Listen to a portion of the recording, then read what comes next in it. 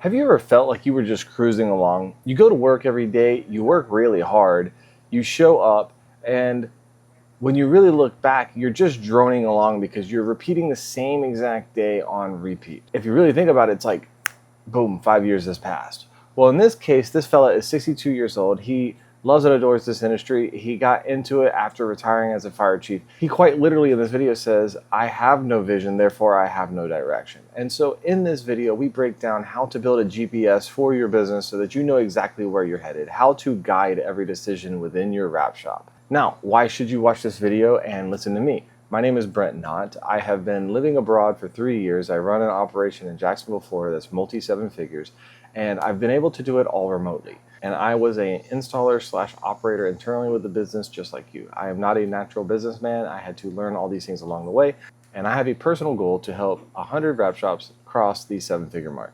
So with all that said, let's hop right in. Hey, Brad. Hey, thanks for calling. Of course. So I saw last week, and I hope it was last week and not an old post or something, but you had said, hey, you know what? We might have a few minutes this week to throw out a few quick calls. And I said, you know what? I'd like to be one of those calls. So I appreciate you. Yeah, no problem. Calling me on this. What can we do for you? Well, I just,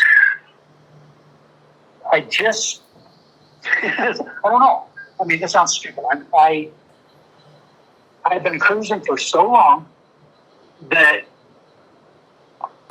it occurred to me here a couple of years ago, you know what, I should probably treat this a little bit more like a business instead of just a really good job.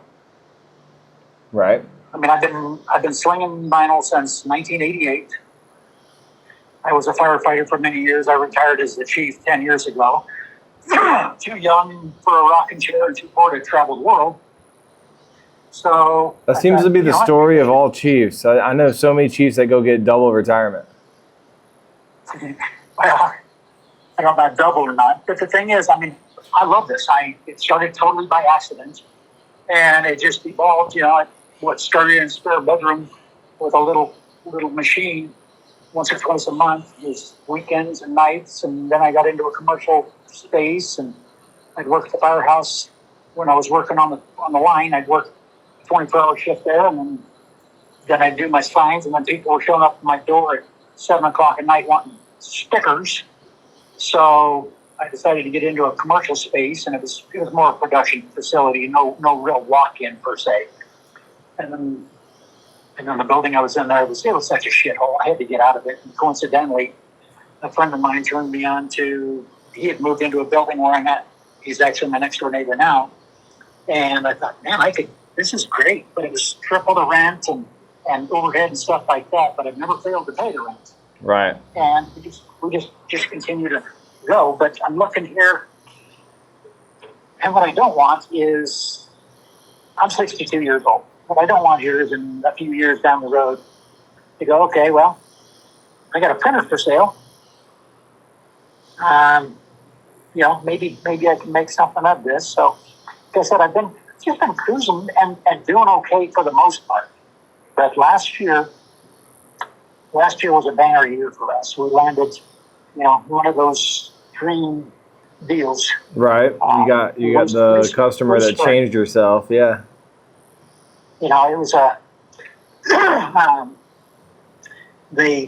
26 ProMasters that had to be stripped and replaced. Yep. And they gave us a pretty short time frame, but we knocked it out of the park. And in doing so, I brought on a guy who happens to be my son. He'd been weeding since he was very young. Okay. But he picked up this wrapping thing and decided that this is as much as he enjoys being in the kitchen life. He had had enough of it after 12, 15 years. So, and making really good money with me knocking these hands out. It's like, yeah, let's do this. So we got him some more training, and we've been keeping him busy. And then the bottom fell out. So he's still an employee, but we're struggling to keep a good paycheck every week. Okay. And it's just, one of my faults is I'm very reactive versus proactive. Okay. I can talk about anybody. I can talk to about anybody for hours about almost anything. But I would never make it on a used car lot because I'm not one of these sleazy salesmen. Okay. But sales in general, I mean, like I said, as social and friendly and talkative as I can be, cold sales is well out of my comfort zone. Okay. And part of that too is I'm not even quite sure how to approach. Like I said, I've been real fortunate that people have come to us and have dropped these things in our lap.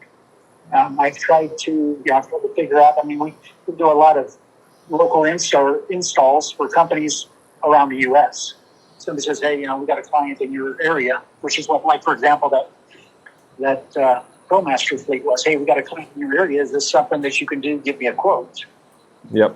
But for me to go out to know what other shops do that, they have to find me first. Yep.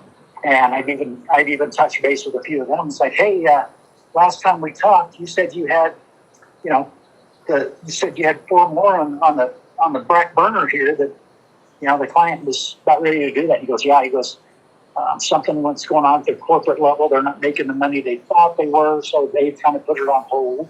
Correct. So I don't know if it's the industry right now that it's slow or what. But No, it's just the volume. That's just normal. That's just the volume of supply and the fact that you can't lean on any one customer. I mean, we're going through that right now where we evolved the customer base, and the biggest stressor that I have, because I'm not in it, so like I have the bandwidth to really, really think about it, is if I looked at my chart of accounts, I have like 5 really good customers.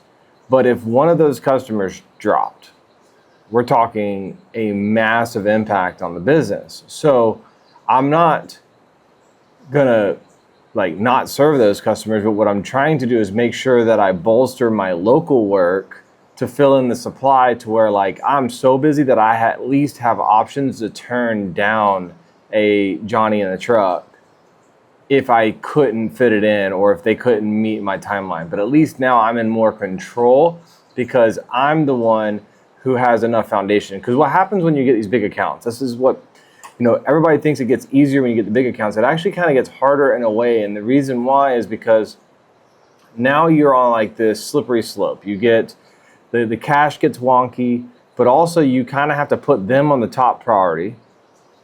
But then you start forgetting about all your local guys who got you there, and you're kind of building like a skyscraper on a 6x6 pad instead of having a really strong foundation. And that's really all that's happening is you put all your focus on that really big project, and you actually lost some momentum on your local normal stuff. Like I said, I think that's part of what I was doing. I was. Things were good, and I was cruising along because people were feeding me. So, I mean, we still get the occasional stuff like there. But, I've been thinking about this for a while to augment that, to build, the local market here. If I were to, and, I, being a business owner, the same thing. Somebody calls and they're like, "Good afternoon, sir. Are you the business owner?" Yes. Right. Yes, I am calling because we do. I said, "You know what? Last thing I want to do is talk to the salesman." So that already, I understand how they feel. I in one of your, somewhere I got the idea. It's like, okay, you know what? Let's focus on HVAC. Yeah. So I went through and I went and I looked at. I could find every HVAC company I could think of, and I counted a couple of them out. I know one for sure is held firmly by a buddy of mine, and that's cool. And from what I've heard, they're kind of a pain in the ass client anyway. And a couple of the others are these large franchise. That seems to be a common thing. Is Mr. Awesome Home Care, Awesome whatever it is, Awesome Electrician. They're actually part of some national franchise. So the franchise, there's like Carvana, for example. Right. Okay, Carvana is comes out of Peachtree, Georgia. Every year we do a Christmas hauler for them. And when their local guys get their act together and they need some stuff redone, we are their local install. So for me to go to Carvana and say, hey, how do I get your business? Most of them locally have no clue, which I find that, like I said, in the HVAC, a lot of them are going to these Angie's List style franchise things. And then the others, when I call, it's like, I explain who I am and what I'm doing, and is your fleet manager available? Well, no. Is there an email or a better time to call? Well, yeah, you can just send a general email, and we've attempted that. So getting through the gatekeeper is difficult. Yes. So like I said, I don't know. Like I said, part of it is, is there a cold call script or something? How do you get? There is. So first, what I want to do is I want to kind of back you up a little bit, because you think you have a deeper problem that'll help with the second problem. Is that okay for me to do? I am all ears, and I'm a sponge. So the son, how much does he want this? Like, how much does he want this life, the business life, the industry? I think he could see himself, taking over.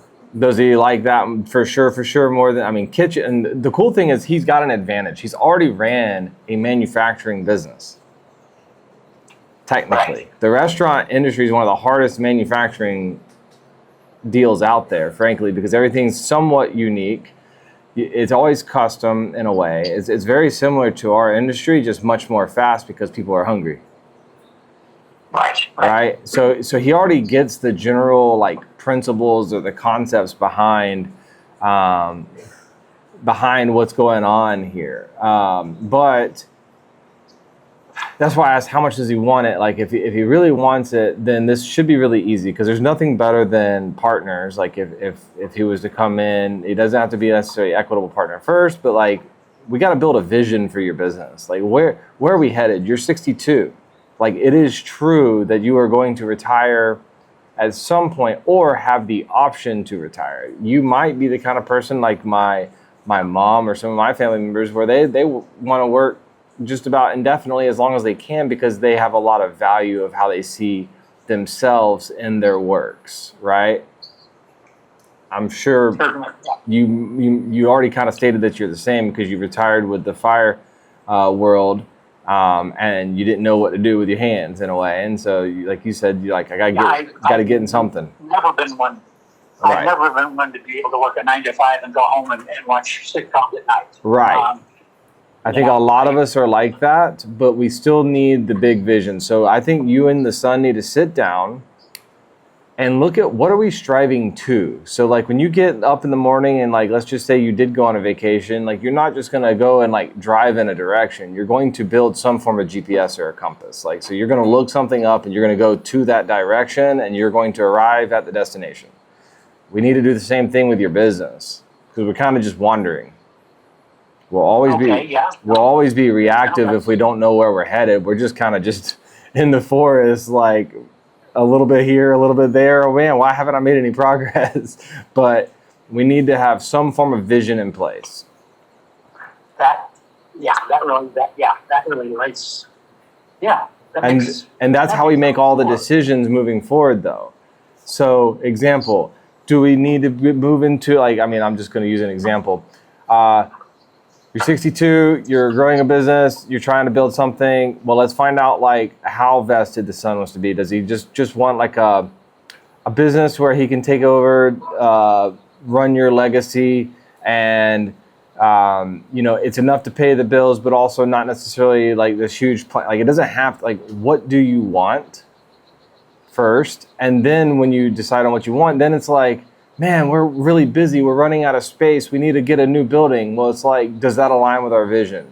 Because if we get a 10,000 square foot space, then all of a sudden we got to fill that thing at all times. We can never go backwards.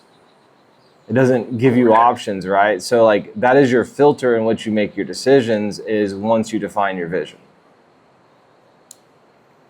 That's okay. No, that's because we have in casual conversation, we have discussed, it's like, because I joke, it's like, someday this will all be yours. What's up, Rap Fam? So we'll hop right back into the episode. I just want to let you know that myself, John Duver, and Dan Workman just launched Rap Shop Academy's group coaching calls.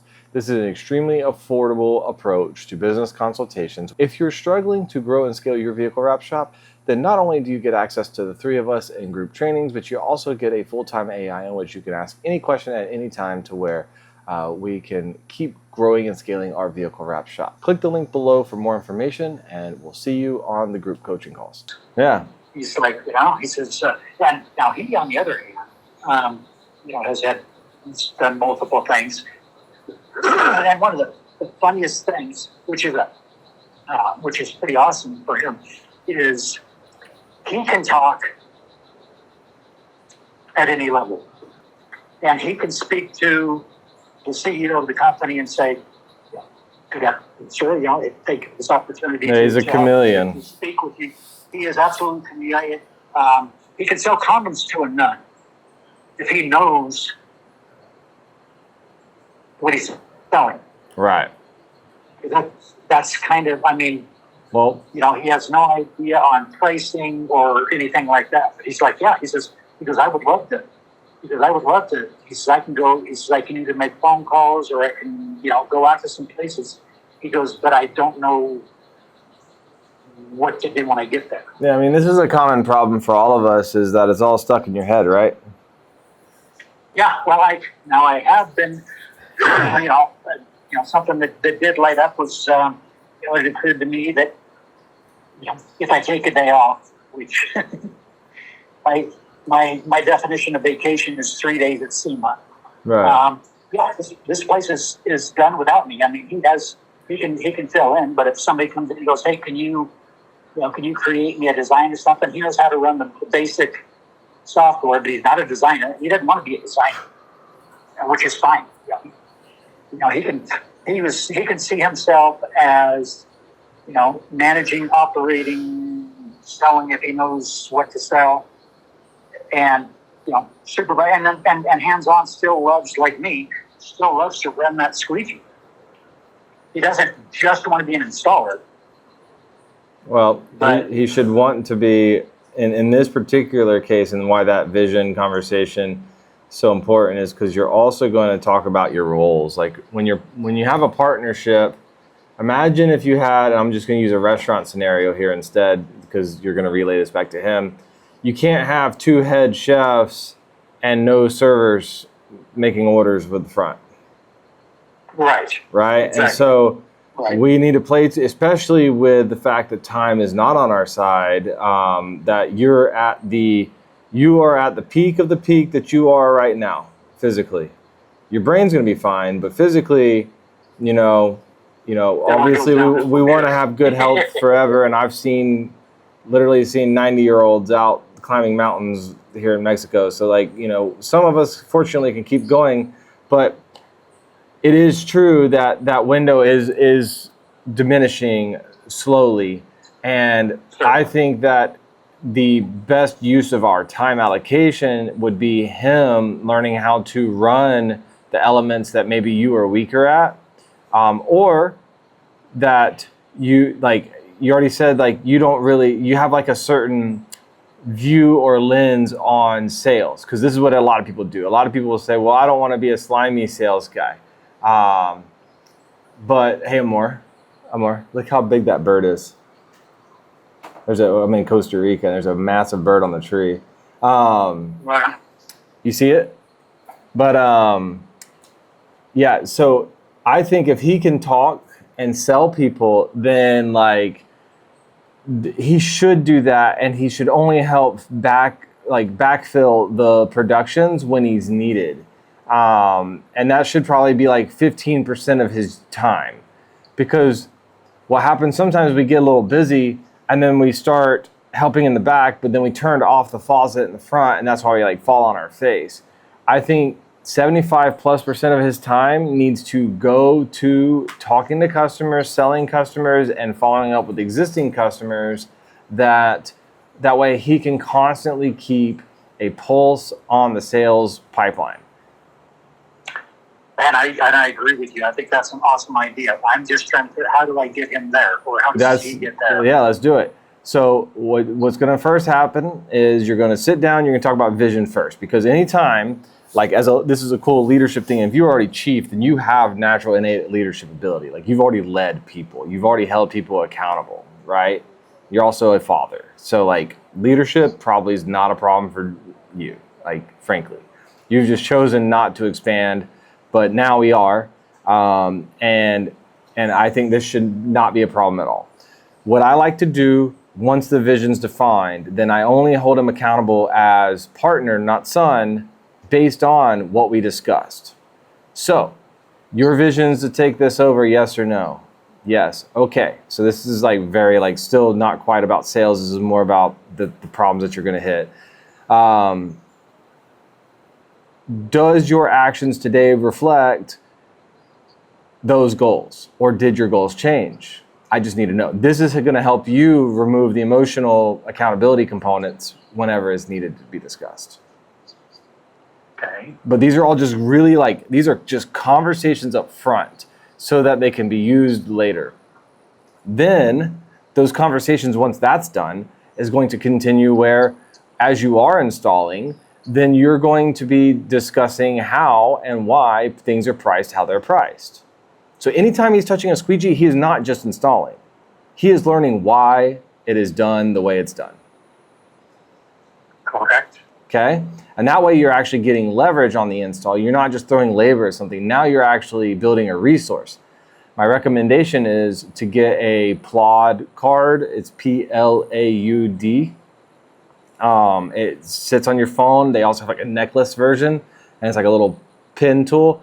And you just click it once and it starts recording. And that way, anytime you guys are having conversation, it's just recording. Right? And that way, that can help you with your systems and processes. It could help you with how you guys are going to run your business. It could help him with it could help where right now for the next 3 months, if you are running sales calls, then it's documenting it and putting it into one spot. If he's not too privy with AI, just tell him to message me and I'll show him how to throw all that data into, say, ChatGPT. But the reason why I like Plaud is because you can just go to Plaud and ask that app. It's already kind of done the whole ChatGPT and put all the information in one spot. And you could say, hey, we're pricing this mid-roof Sprinter. What was some prior things to look for with our other customers? Well, we cut and drop the windows, we do this, we do that, plastic bumpers, this, whatever. It can just recall. Think about AI more like an encyclopedia for your brain. The more you two talk, the more you are putting record of all that information that's in your head that you've struggled to get out of your head. You can talk it. The minute I ask you a question, you can talk it all day long. But the hard part is or the frustrating part rather as a owner is when you have to repeat the same questions 1,000 times. That's not nearly as fun. And especially when you're under pressure, et cetera. So using that Plaud tool is going to allow him to first check the resource before he checks you. Okay, yeah. Okay? No, that was like I said, this is one of the revelations I also got was it's like, yeah, everything existed in my head. Mm-hmm. So I put on my nerd glasses because they have the reading style. Put my nerd glasses on and I say, hey, start recording, and I talk to myself and I go through emotions. Amazing. I just so that's things that I've taken for granted. Mm-hmm. So that's very high level version of how we're going to get that information out of your brain. Now, let's talk about pricing and stuff. Realistically, especially once you go HVAC world and all that other stuff, you really are pricing the same cars. They're all Mavericks, they're all Transits, they're all Dodge ProMaster vans. You only need to sit down one day and decide what is our price on a full unit. And then from there, what I would recommend is doing more the way we've started to trend is controlling the options for the customer. Because imagine, even think of, it's easy for us. We so often forget how easy for us it is to envision and view something on a car and say, yeah, it's about that much. But for a customer, it might be the first time that they ever have even thought this way. And so that's why they kind of struggle with that. And then we go and say, well, what's your budget? How many square feet of it? And it's like, dude, I don't know. This is not a house. Like, this is just something in my head. So there is no blueprint. It's creative. It's a figment of imagination, frankly, right? And we need to help that customer. And so the way we've been helping that customer is by reducing the amount of decisions that they need to make by saying, well, here's the approximate coverage on a 3/4 wrap, a half wrap, and a quarter wrap. And think about it like going to Chick-fil-A. Do you want a number 1, number 2, number 3, and number 4? Okay, yeah. Now they can I see it, associate at least something with that dollar amount that you're giving them. And then also that helps you with some of your vocabulary, where some people, as you know, will say, well, I want to wrap in my car, and really they just want door lettering. They're just calling lettering wrap. Right. Oh, yeah. A lot of that. Okay? So now it's going to help us with even identifying faster with that customer when we're using it as a sales resource, with identifying exactly what the customer wants, because now they can kind of see it and ask you better questions to serve them better. So that's like step 1, vision, you guys figuring out how you're going to handle the good, bad, and ugly, and then based around goals. And then every time that there's a question, we don't stay in get shit done mode, and we physically just take care of, okay, I didn't have a price for that. Where am I going to put it? Is it a spreadsheet? Is it quick? Where am I going to put that I quoted that 12-foot trailer at X, so that the next 12-foot trailer I don't have to requote until my materials go up? Okay, yeah. And so if you just document all those things, and it's not a lot, by the way. Like, a lot of us look at working on our business like, okay, all of a sudden there's a magical point that I'm just on the business. No, it's like, if all you did today was put 2 prices in one spreadsheet, and tomorrow you put 2 more prices in one spreadsheet, by 2 weeks from now, you're going to have your catalog, and you will have that resource forever. And then in the future, all you have to do is just change your prices to what your updated prices are. That's truly Okay. working on your business. It's slow and boring. Yeah, I know the what you love, what you hate, and what you tolerate. Yeah, I tend to avoid what I hate, and that's detrimental to growth. Mm-hmm. So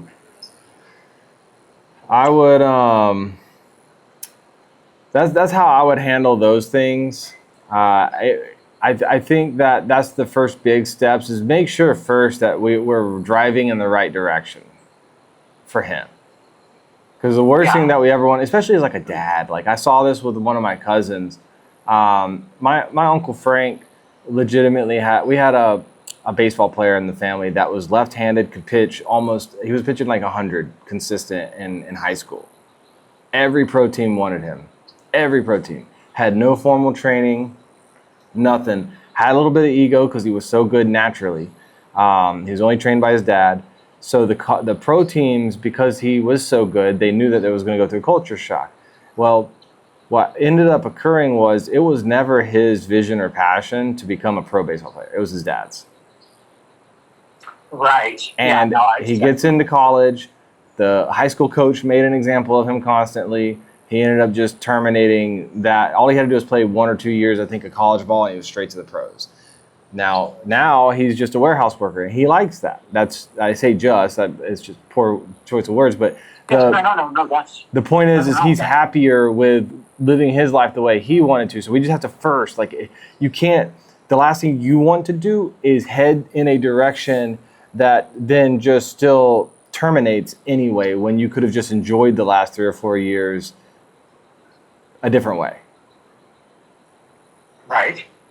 And that was the biggest thing that I learned too, was that once we make the decision to head in a direction, like, it's actually like you're gonna make so much leeway or actual like progression, because you made that choice. Okay. Yeah. And so I think once you guys both agree, like this is the direction we go, like dude, it's gonna be. I mean, you're gonna get to have fun with your son. I mean, there's not gonna be good days, of course, but you're gonna get to have fun with your son. You're gonna get to see something grow. You're going to make sure that in the beginning, you guys both, especially because it's family, you both set up some form of operational agreement that like from here to here, these are my responsibilities. From here to here, this way, like if he's in the front end, then those are his responsibilities, and that his opinion outweighs yours a little bit. Unless you see him headed to a wall. But even if he's got to learn a hard mistake, there are controlled fires that you can just let him go through. I mean, just like the fire department, you guys put people in buildings that are on fire to train them. Like before they go to the real one, right? So sometimes we just got to let him crash and burn. And then you come back and rescue him and say like, you know, I saw that coming, but I had to let you do X, Y. And here's what we can do in the future. And shit, you might learn, and you are going to learn a lot in that process too yourself. Do you think that software is a big pain in the ass and that you have 15 programs going on all at the same time? Well, I did too, and that's why I created Torque CRM. 3 years ago, myself and Brad Rapone set out to create a all-in-one process in which we can minimize our software stack. If you're looking to reduce the amount of softwares that you need to run and operate your business, then Torque CRM might be a great solution for you. If you would like to book a demo with me, shoot me a DM and I'll be happy to get with you. Because I think, you know, I've seen your activity over the years. I mean, I would dare to say that you're probably young and spry still. So, I mean, you probably got a good 10 minimum of working pretty good at it. Yeah, like I said, I'm gonna do it. I'm in no hurry to give it up, and because there's always that, you know, it's like, oh crap, it's that customer's going to be here today kind of deal. But I still, you know, I don't wake up every morning and, oh man, I can't wait to get to work. But I do not hate what I do. I very much enjoy what I do, because if I wasn't enjoying it, I wouldn't be doing it. I'm not doing it because I have to. I do it because I enjoyed it. Right. You know, the parts of it. I like interacting with people. I like being creative. You know, taking a generic plain white van and turning it into something. The customer steps up and goes, wow, that's, you know. Yeah. And I think you guys also, like, thinking about your local work,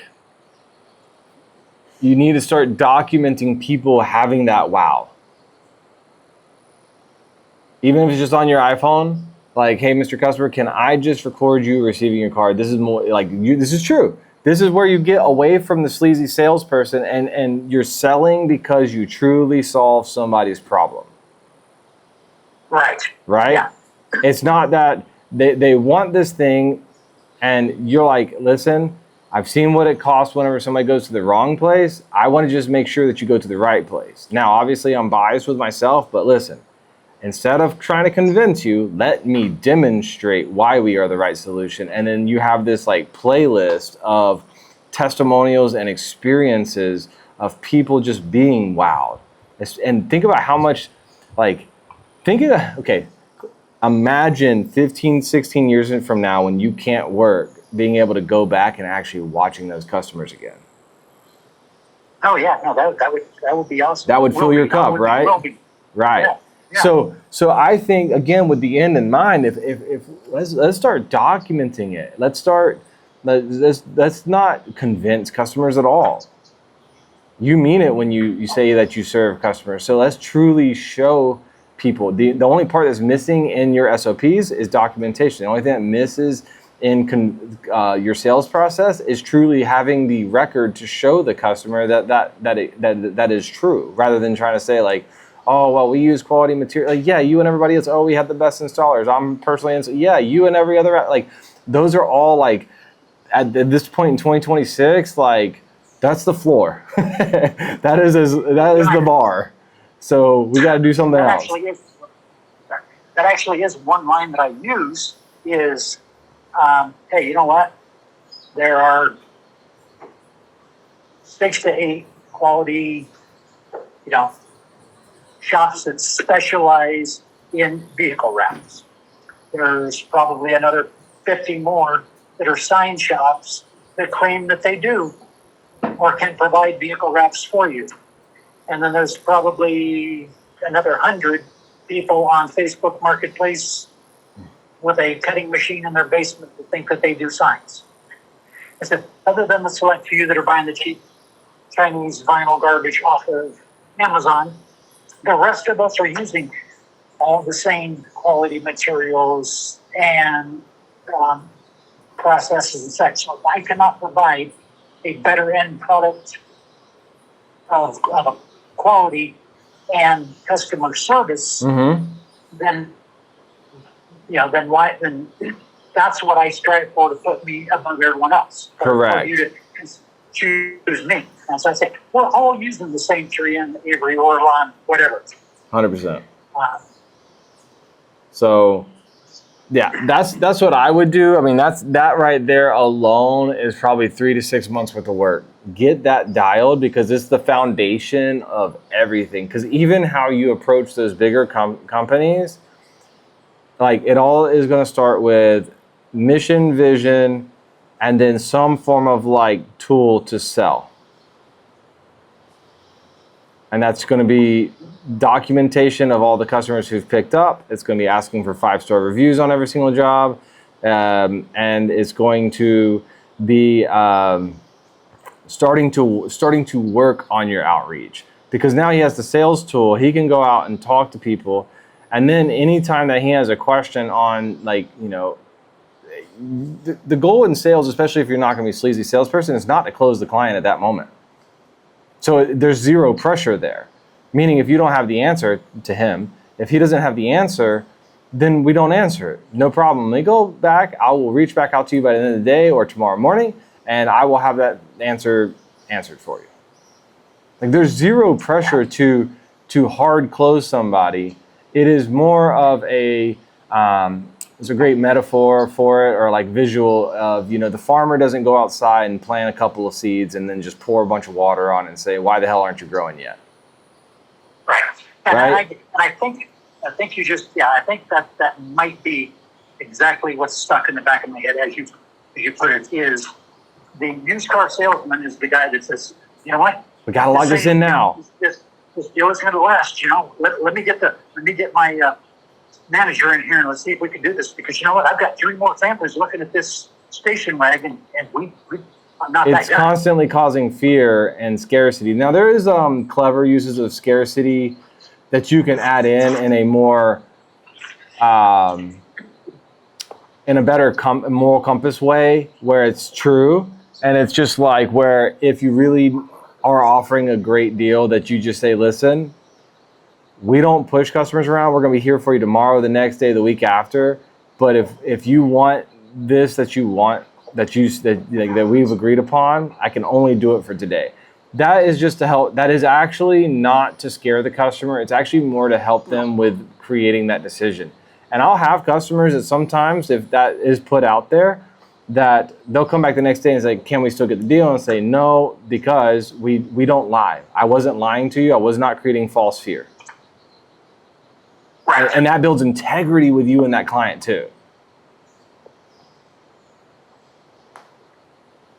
And that means something. Oh, dude, 100%. And that's also, like, I was in a small town, and when people would ask me for discounts, my line was always, I would love to offer you a discount, but the problem is I've been doing business here for 10 years, and the last thing that I want you to do is go to a restaurant or to a bar at night and see somebody else that has a wrap from us, and then you ask them, how much did you pay for your wrap, and there's a price discrepancy. Correct. I said, I cannot do that for my name. My name is worth everything, and I cannot do that. So do you understand why I can't do that? They would say yes. It's like, cool, then can we move forward? Yes, okay. And there was just so much confidence on the empathy of the care for the customer that exuded through that line, that I would close deals with it. I like that, yeah. And so it's more about figuring out how to sell with empathy and compassion, not how to sell with fear and scarcity. Yeah, I think that's. So I said is, I can, if you have an idea what you want, there's a really good chance that I can provide it for you. But I'm 100%. not going to tell you. But I'm not going to tell you you need something or you got to have something that you don't know that you need or want. Right. Yeah, the whole point of sales is to help somebody to buy. Yeah. If they truly want to buy, not take advantage of them. So once we change that scope, it's all about asking the right questions, And there's an old book back in the day with Earl Nightingale, and I can't remember the name of the sales guy, but the book is called, if you could ever get a hold of the audio tapes, because it's just so rooted in principle, it's called Keep It Simple Salesman. And my mentor would make me listen to it. And he told me that back in the day, he's like, this has made me all my money. He's like, I've listened to this tape probably 1,000,000 times. And one of the examples that they gave on there was the guy was a door-to-door sales guy, and he didn't ask enough questions to somebody, and it was outside watering the yard. And the guy's like talking about this house. He's like, that's some really nice siding you got on the side of that house. He's like, yes, sir, it sure is. And like the guy's just agreeing with him, right? And he's watering the yard, and he's like, well, I can't remember what he was selling, but it was something in regards to the house. And so he never asked if he was the property owner. He was just the guy outside watering the grass, But the same applies to like asking enough questions of like, well, did you just start this business? Are we cost conscientious? Like, are we growing a fleet? Okay, well, if you do grow a fleet, I'm happy to sell you a full wrap, but just understand you're going to have to buy a full wrap every single time. Are you prepared to do that? You might actually only sell a partial wrap, but you have earned their trust forever. Because you took care of them on the whole forecast of what the next 5 years looked like, instead of just selling them right here and now, because you asked enough questions to care for that customer to not only lock it in, but also just, it's so hard to earn trust. And if you could just earn trust, like, it's game over. And then if you earn trust on every single customer you deal with, the likelihood, I would say 2 out of 10, I'd say the likelihood that 2 out of 10 come back to you is pretty high. And that's 2 out of 10 is a good number. Yeah, and if well, thank God every day, 100%. Because look at between now and 5 years from now, if we had 2 out of 10 customers every year with all the customers that we deal with, and we can also increase the amount of customers that we deal with, the business doesn't fail. At that point, you're making decisions. You can pick up those big jobs. Those are icing on the cake. All the small jobs that you're doing, you're now being able to cherry pick the good ones, where if somebody does have some attitude, or you, as my mentor would always say, if you would not take them out to dinner, then don't do business with them, then you have that right afforded to you. But when you don't have enough jobs or sales, actually that's how we should look at sales. It's our duty to sell a bunch of people so that we have the choice.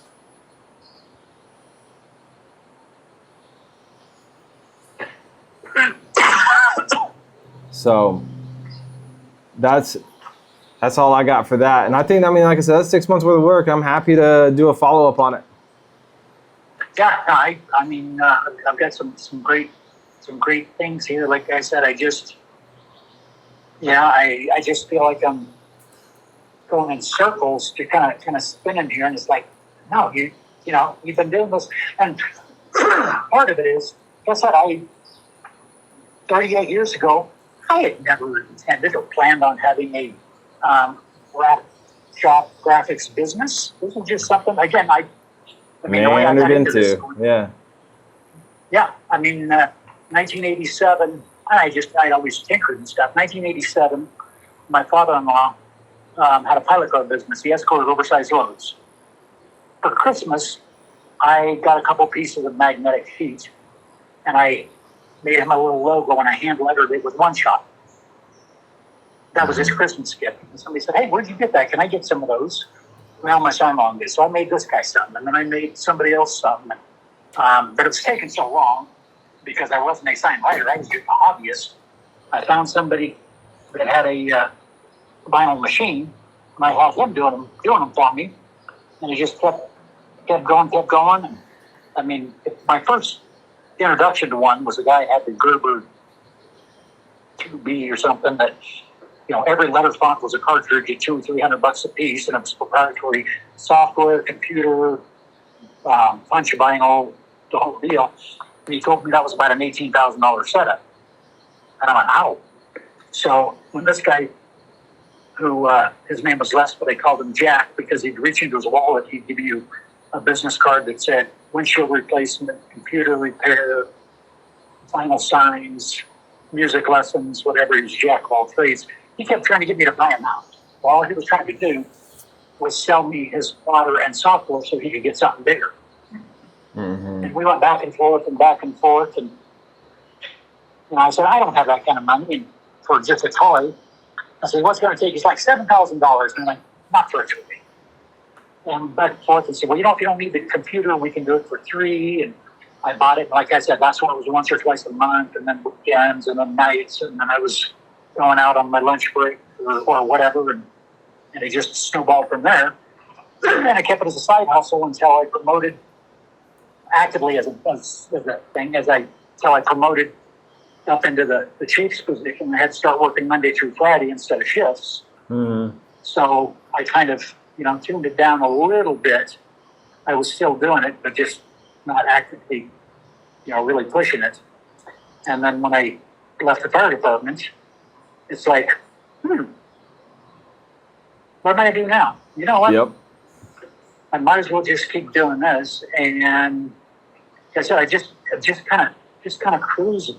And cruising was great until all of a sudden I was doing really well and I needed some help. And then I was growing and getting bigger and better. And I'm going, hey, you know what? It was Duber that said, hey, do you have a business or just a really good paying job? And I went, ouch, that kind of hurts, but he's got a valid point. Yep. So, am I going to sell it for 7 figures in 5 years? No. No, but you can build hell of a legacy, and you could, if you do build it correctly, it still could be sold if there was a pivot. And that's the thing about it. We can close it out on that. The plans always change based on today. And because life does meander, Beyonce is shaking her head yes because she slammed her hand in a gate, and so we're not doing horseback riding today. But the plans always change. So I'll give you an example. My original plans were I was going to build this business to go horizontal, help other entrepreneurs start their first business that were installers that grew underneath my business. That has slowly changed because that model is really hard. Getting somebody to become an owner who is possibly not entrepreneurial minded is really hard. Also, business sub $1 million is also really hard. So you're throwing them into the hardest part. So I actually ended up changing it around a little bit with talking to all my guys where we were going to build a business to sell, and they were all down for that. Okay. And then all of a sudden that has changed to 2 of my guys came to me and said, we would like to buy the business. And so you just don't know you need a vision to at least head towards something. It's okay for you to pivot and reroute later, but we need to be making decisions and heading towards something. And we've only grown since we started doing that. And then the end result slightly modifies. Okay, yeah, and like I said, I think I can sum it up with that's pretty much where I think I am is I have no vision, so I have no direction. So I'm just doing, just proving, just existing, just kind of, like I said, spinning bouncing Schonberg ADD. That doesn't help. But I just, like I said, I lack direction because I have not defined my vision. Mm-hmm. Whether my son, steps up and in or what. Mm-hmm. Maybe that's where maybe that is the core to start. It is 100% the core to start. So run that and let me know what happens over the next 6 months or so.